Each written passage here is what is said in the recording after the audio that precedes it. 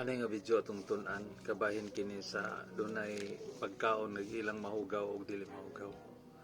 Atong basahon sa Isaias 66:15 ngadto sa 17. Kaya makita ninyo nga moabot ang Ginoo taliwala sa kalayo. Dalang iyang mga karwahe nga sama sa limpulos aron pagpahungaw sa iyang kapungot o pagsunog tungod sa iyang kalagot.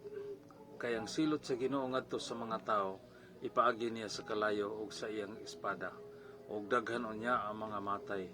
Nag-ingon ang Ginoo, mga matay kadtong nagbalaan ug naghinlo sa ilang kaugalingon aron pangadto ngadto sa halaran sa mga Dios ug ingon man ang mga nagkaon og karning baboy, mga ilaga ug uban pang hugawng mananap.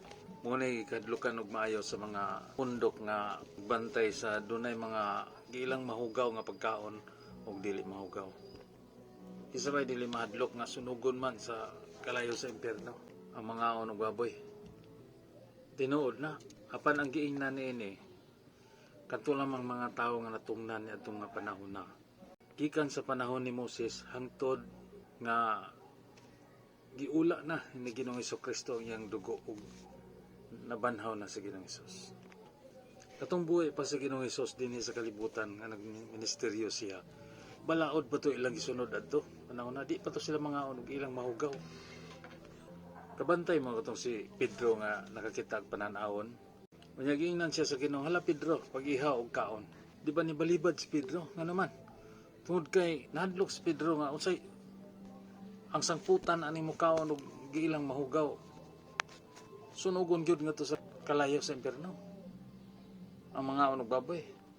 Nakalimot si Pedro nga Ginoo mo'y nag-ingon niya. Gibalibaran niya katulo. Basta katulo gani na balik-balikon. Siniguro gina. Katulo to giingnan si Pedro. Ayaw nag-isipa mahugaw ang gihinluan na sa Dios. Balibad siya.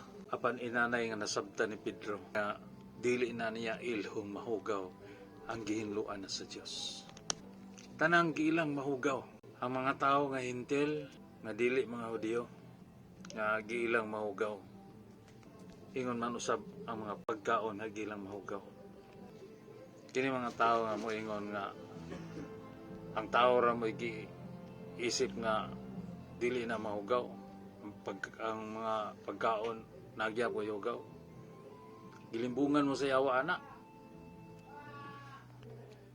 Kanang giingon sa Ginoo nga wala na isipong mahugaw. Napaday gihapoy mahugaw. Tungod kay ang dugo ni Ginoong Hesus balaan og kahibulungan. Walay imposible sa Ginoo nga dili niya mahimo. Nga katong giisip nga mahugaw, pwede na nga makaon tanan. Ayaw na mo pabilin atong panahon na. Kay mo na giingon sa 2 Corinto 3:14. Dili sila makasabot kay hangtod niining adlaw. Ang ilang mga salabutan gitaptapan gihapon sa maong taptap. Samtang magbasa sila sa basahon sa daang kasabutan, makuha lamang ang maong taptap kun ang tao mahiusa kang Kristo. O klaro kaayo. Ang mga tawo gapabilin gihapon dito sa Old Testament nga pamaagi na himong tinaptapan ang ilang mga una-una. Bisan pag moingon sila mo'y nagtudlo sa kamatuoran apan alang sa Dios mga mini kini mga tawana. Atong basahon sa 1 Timoteo 4:1-5. Uluhan ani mga mini nga magtutudlo.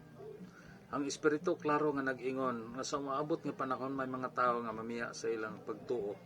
Mao ilang sundon ang mga limbungang espiritu, ang mga pagtulunan sa mga yawa.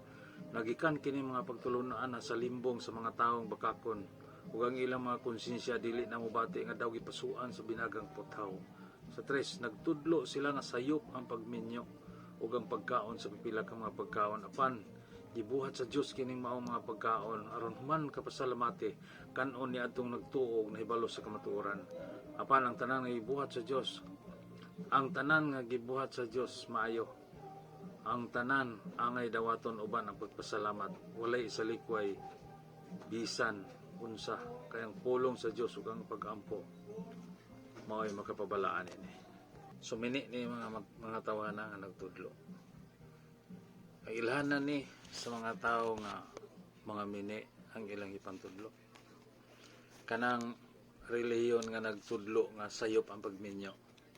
So sa may reliyon nga nagtudlo og dili paminyoon ang pare, ingon man ang madre. Ug ingon man kinsa man tong reliyon pod nga nag-ingon nga dunay hugaw nga pagkaon, dili pwede kanon kay hugaw nga pagkaon. O kinsa man na mga reliyon na kung walay mosabutan na.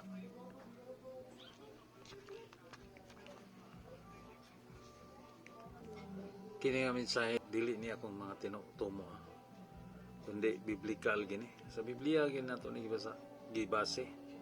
Basaha gini ninyo ug nagduda mo. Usa akong tambag ninyo mga minahal na akong kaparentihan, mga higala. Pakikiusa mo ni Kristo. Atong basahon og balik sa 2 Corinto 3:14. Dili sila makasabot kay hangtod niining adlaw ang ilang mga salabutan gitaptapan gihapon sa maong taptap samtang magbasa sila sa basahon sa daang kasabutan. Makuha lamang ang maong taptap kun ang tao mahiusa kang Kristo. So unsay giingon? Importante nga mahiusa kang Kristo aron mga tangtang ang mga taptap diya sa inyong espirituhanong mga mata. Kung mahiusa na si Kristo sa inyong kasing-kasing, apan sa unsang paagi man pagpaubos mo sa inyong kaugalingon, tuuhin ninyo si Kristo nga siya namatay sa krus tungod og alang sa iyong mga sala. Pakikistorya kang Ginoong Hesus pinagi sa pag-ampo, hinulsuli ang tanan nimong mga sala ug dawata siya sa inyong kinabuhi, isip Ginoo ug maluluwas inyong kinabuhi aron mahiusa na si Kristo diha sa inyong kinabuhi ug ang mga tap-tap mga tangtang. Nasayod ko nga kini mga tao nga nagsangyaw ni ana. Nani sila kaalam diya sa Biblia. Apan kung dili mahiusa sa Kristo sa inyong kasing-kasing, dili gyud na dawaton gyapon sa Dios. Hinaot nga inyong nasabtan ang pulong sa Ginoo. God bless sa tanan.